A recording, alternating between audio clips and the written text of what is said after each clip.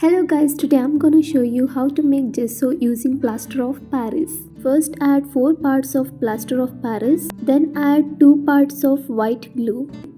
After that add 2 parts of white acrylic color and mix it well. You can even add black acrylic color if you want black gesso.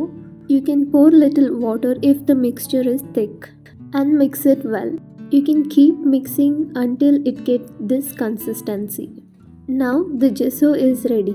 Keep it in airtight container. You can even store this gesso up to 3 months. Let's apply this gesso on the cardboard and let's see how it works. You can even cover the small cracks using this gesso.